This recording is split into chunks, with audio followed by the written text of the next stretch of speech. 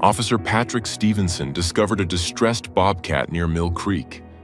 But the animal wasn't just injured and starving. It was guarding something. Clutched against its belly was a dirty white feed bag, held in place with desperate, trembling strength. After a tense, careful capture with the help of a wildlife rescue officer, they finally managed to secure the exhausted bobcat and remove the bag it refused to surrender. It wasn't food. It wasn't trash. Inside that torn bag was something that made both officers freeze in horror. What could make a wild animal guard something with its life? What secret had been hidden for 7 years?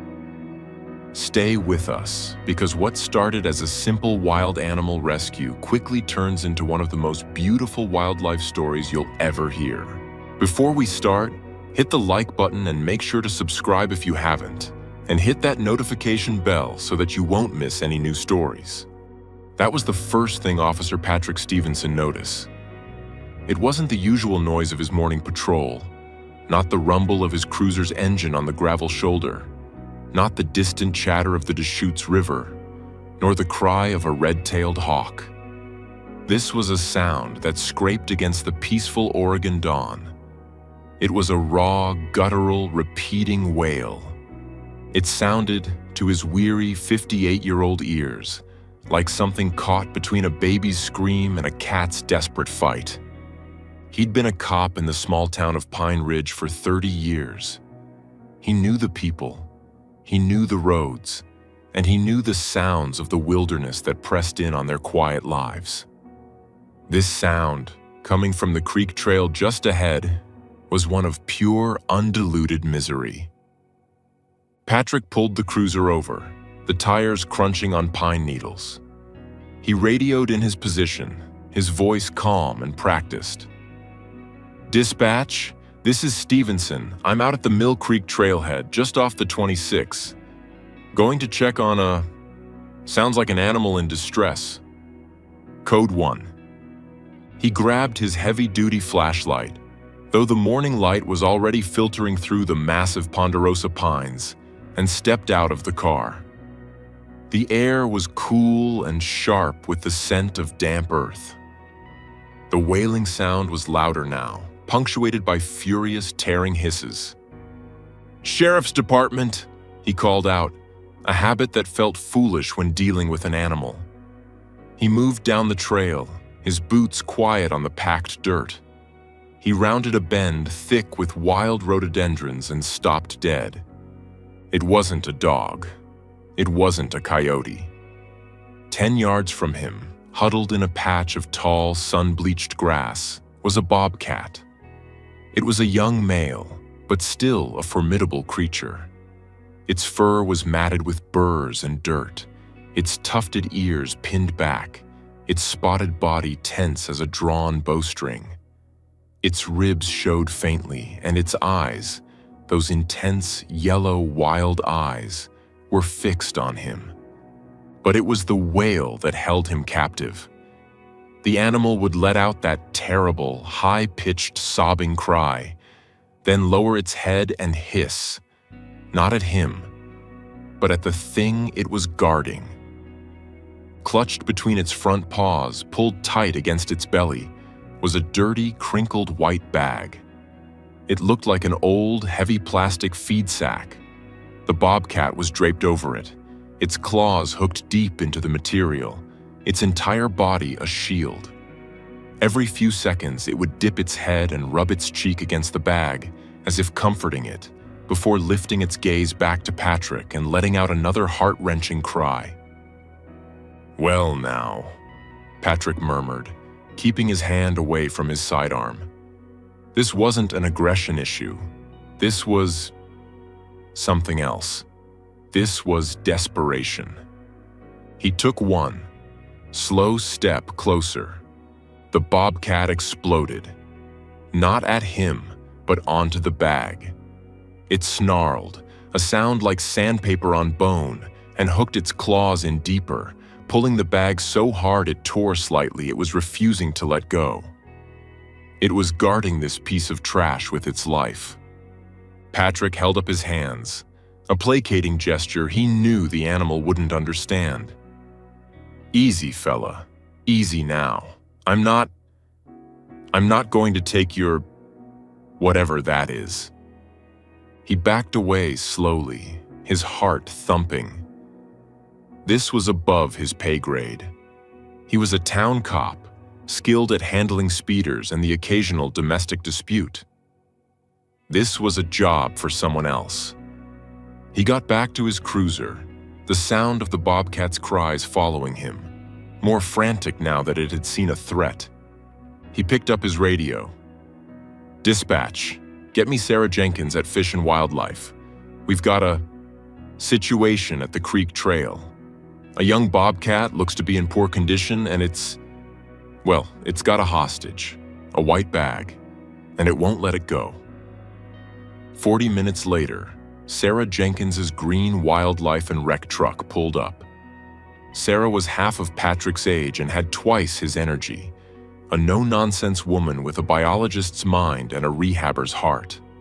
She stepped out, already pulling on thick Kevlar-lined gloves. "Morning, Pat.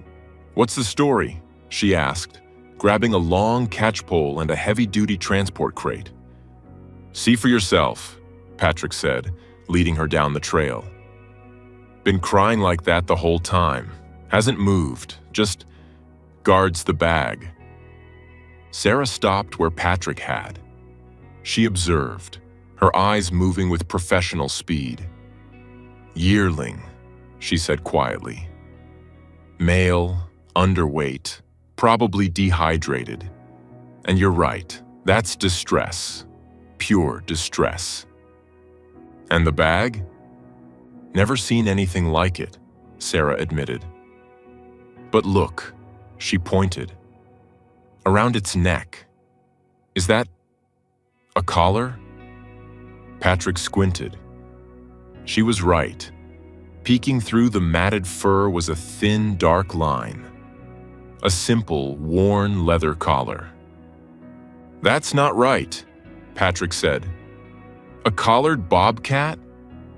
Maybe a researcher's, but it had no transmitter. No, this looked like a pet collar." "This just got complicated," Sarah said, her brow furrowing. "He's habituated, or at least he was. That explains why he's so close to the trail, but not why he's starving or why he's guarding that." "So what's the plan?" Patrick asked. "Same as always, just trickier. We can't leave him. He's a danger to hikers and he's clearly not thriving. He needs capture and assessment, but he's not giving up that bag without a fight, and I don't want to tranquilize him if I can avoid it. His system is already stressed." She unclipped the loop on the catch pole. "Pat, I need you to be the distraction. Stand to my left. Talk to him. I'm going to try and come from the right. When I move fast. The second I have him on the pole, I need you to get that bag. He's going to fight for it. Do not let him hold on to it. It could get tangled, hurt him, or he could hurt you trying to keep it." Patrick nodded, his mouth dry. He felt a deep, profound sadness for the animal. It was so human, this desperate clinging to a worthless object. "All right, fella," Patrick said, moving slowly to the left, his voice a low rumble. "We're not here to hurt you. We're just here to help. You look like you could use a square meal." The bobcat's head snapped between them, its wails turning to low, menacing growls.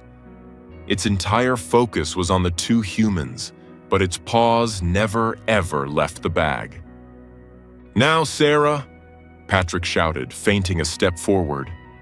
Sarah moved like a snake. In 2 quick strides, she was on the animal, the catchpole's loop swinging. The bobcat spun, hissing, but she was faster. The loop went over its head and neck, and she pulled it taut. The world exploded in feline fury. The bobcat thrashed, screaming, rolling, and flipping, its powerful back legs kicking. Sarah held firm, her knuckles white, bracing the pole against her hip, keeping the animal's teeth and claws away from her. "The bag, Pat! Get the bag!" she yelled over the din. Patrick moved in. The bobcat saw him coming for it and went berserk. It lunged, its body hitting the end of the pole's cable with a sickening thud. Patrick grabbed the white plastic. It wouldn't budge. The animal's claws were hooked in like grappling hooks. "He won't let go," Patrick shouted. "Pull, he's exhausting himself." Patrick planted his feet and yanked. The bag tore, but the bobcat's grip held. He could feel the animal's desperate, trembling strength. With a final, desperate twist, Patrick ripped the bag free.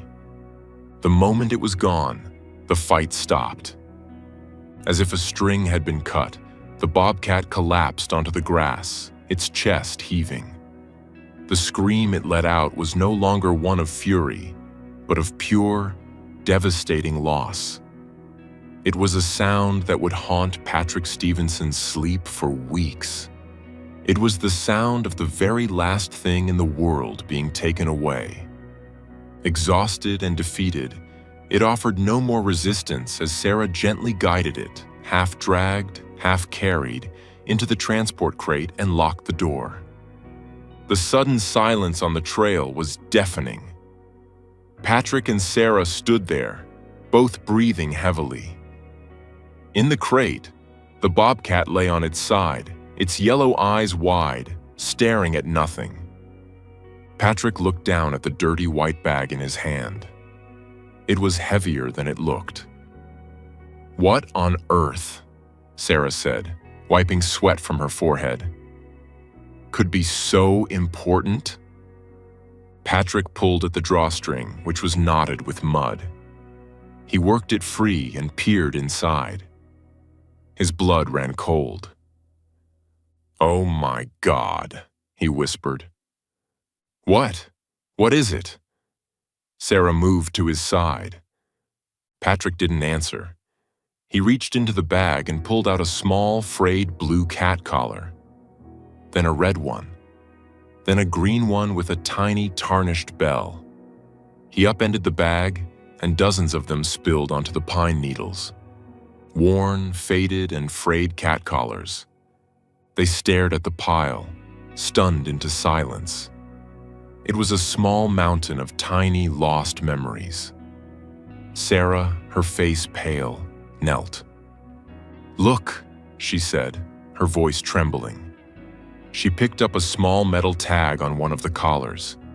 It was hand-stamped. 01. She picked up another 02. Patrick looked from the pile of collars to the bobcat in the crate.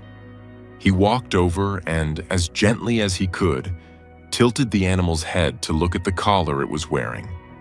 It was simple brown leather. Attached to it was a small, hand-stamped tag. It read, 34. It wasn't a gasp or a cry. It was a shared, horrified, silent scream of understanding. This bobcat hadn't been guarding trash. It had been guarding graves. "But why?" Patrick said, his voice thick. "Where did he get them?" Sarah was already examining the tags. "They're all the same, numbered, and look, on the back." Patrick turned one over. Stamped crudely into the metal were two initials and an address. AF and Route 4, Box 112. "I know that place," Patrick said, his heart sinking. "That's Arthur Finnegan's house, just on the edge of town, bordering the forest." "The town cat man," Sarah said, her expression hardening with a dawning, terrible realization. "Pat, I'll take the bobcat to the holding center for assessment. You go talk to Mr. Finnegan. I think he has a lot to answer for." Patrick drove to the small house on Route 4, the bag of collars sitting heavy on the passenger seat. The smell that wafted from it was faint, a musky, dusty, feline scent. the scent of years. Arthur Finnegan's house was small, tidy, and quiet. The only sign of its inhabitants was the half-dozen clean water bowls on the porch and the faint, not unpleasant smell of pine pellet cat litter. Patrick had known Arthur for years, in the way everyone in a small town knows each other. A quiet man, a widower, kept to himself. He was known for taking in the strays no one else would touch, the one-eyed, the three-legged, the old and the feral. Patrick knocked on the screen door. "Mr. Finnegan, Arthur, it's Officer Stevenson." A moment later, the inner door opened. Arthur Finnegan stood there, a tall, painfully thin man in his late 70s, with kind, watery blue eyes and a face etched with a lifetime of quiet worry. "Patrick, is everything all right?" "Hello, Arthur. Can I come in for a minute? I need to ask you about an animal." Arthur's face paled.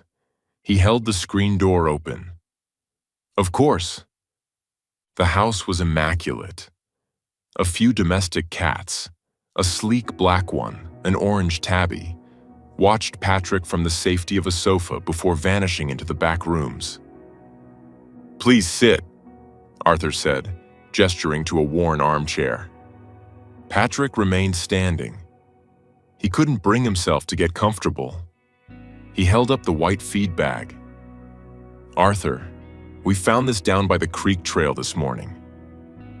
Arthur's eyes fixed on the bag, and his entire body went rigid.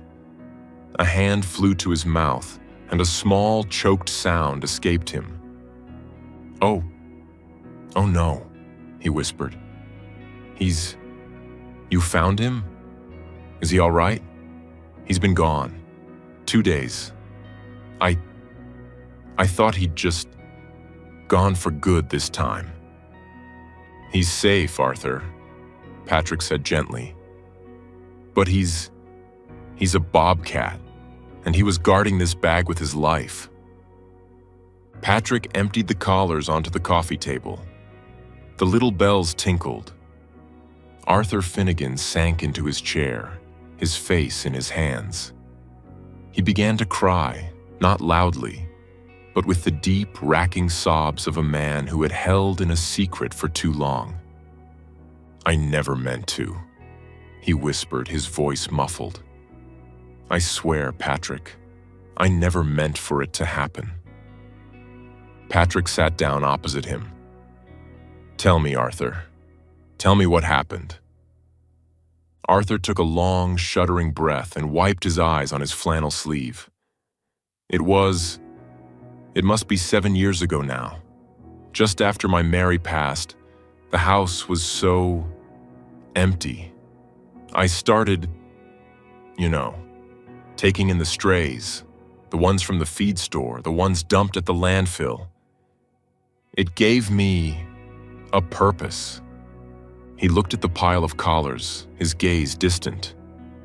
One night there was a terrible storm, a spring thunderstorm. I heard mewing. Out by the woodpile, it was a litter. 4 of them. Their mother she'd been hit on the road. He paused, gathering himself. I brought them in. They were so small, their eyes barely open. I bottle-fed them. 3 were just, tabbies. But the 4th, he was different. He was spotted. And he had these funny little tufts on his ears. And his paws, my goodness, his paws were so big. I'm an old man, Patrick.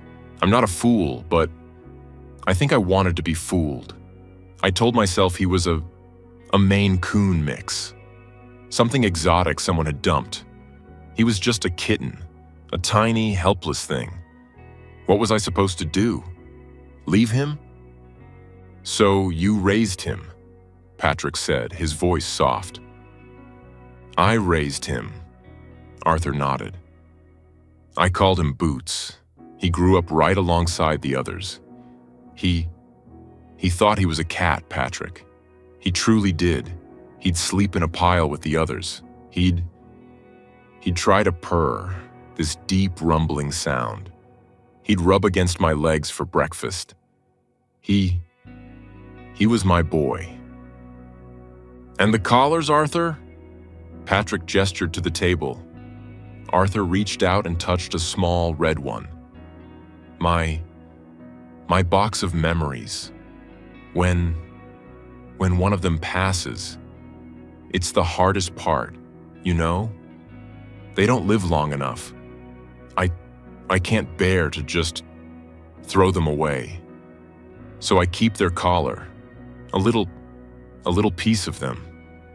I put them in that old feed bag. It's all of them. All the ones I've loved and lost. It sits on the back porch. He looked up, his blue eyes swimming with tears. Boots. He was always different. He knew. He'd sit with me when one of them was sick. He'd just watch. And when they were gone, he'd grieve, he'd pace, he'd cry. He understood. A piece clicked in Patrick's mind. Arthur, did you lose one recently? Arthur's face crumpled again. Last week, my Patches, an old calico. She was one of the first. She'd been with me 15 years. She and Boots. They were inseparable. She was the one who mothered him when he was a kitten. They slept together every single night. She passed in her sleep, right next to him. Now it all made sense, the terrible, wrenching truth of it. I buried her out by the old oak, Arthur continued, his voice barely audible. And Boots, he wasn't right. He wouldn't eat. He just paced the house, wailing that same sound you must have heard. He'd go to the back porch and just sit, staring at the bag. He knew. He knew she was in there. That they all were. 2 days ago, Arthur whispered.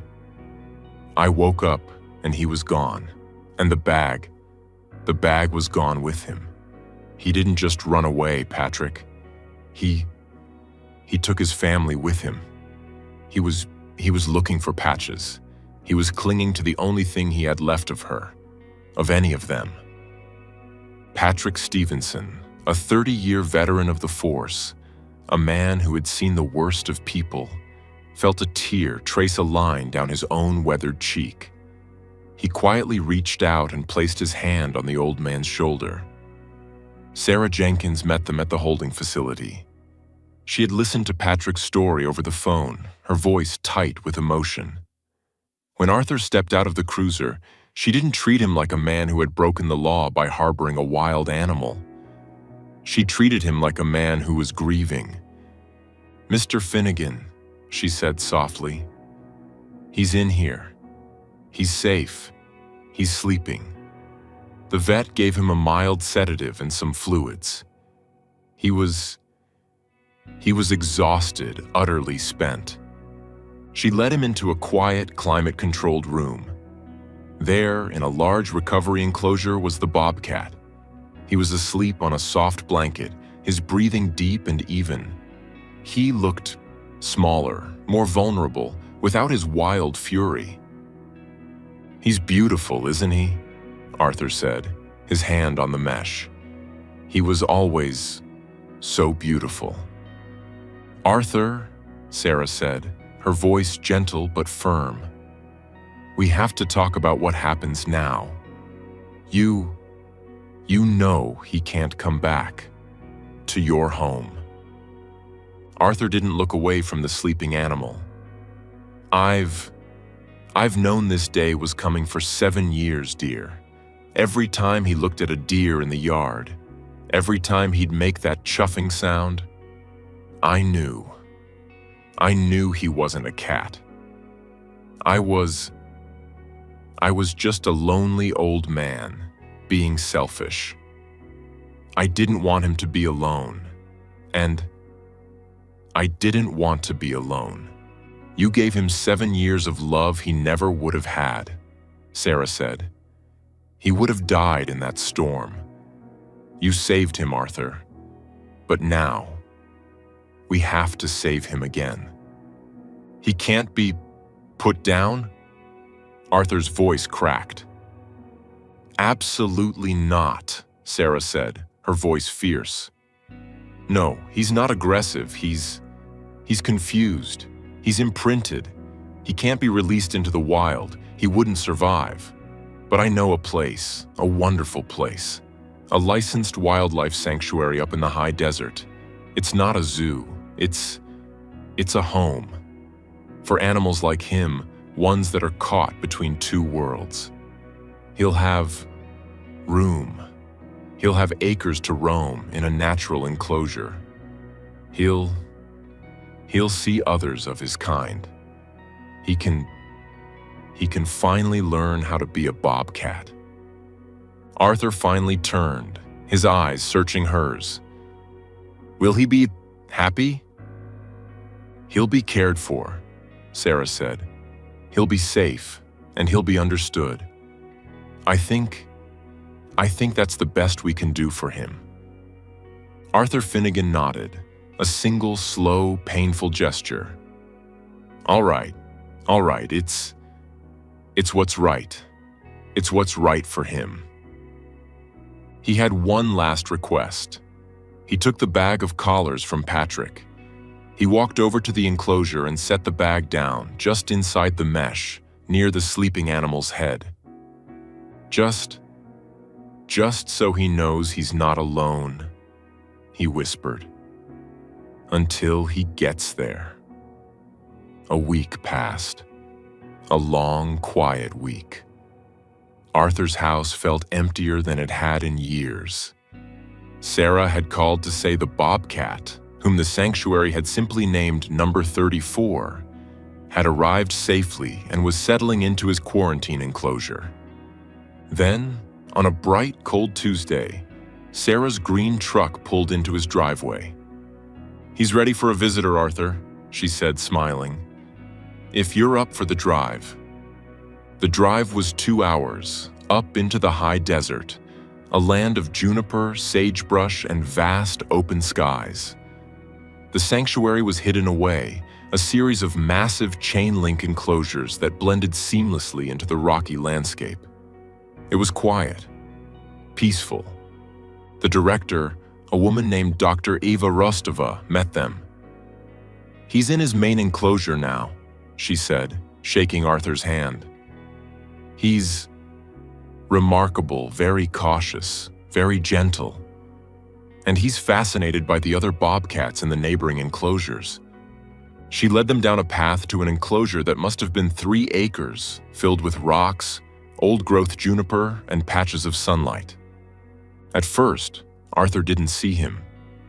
He's on the high rock, Dr. Rostova pointed, his favorite spot. And there he was. He was magnificent. His fur, clean and brushed by the wind, was thick and bright. His muscles were lean. He looked wild. He looked like he belonged. Arthur walked slowly to the fence. He didn't call Boots.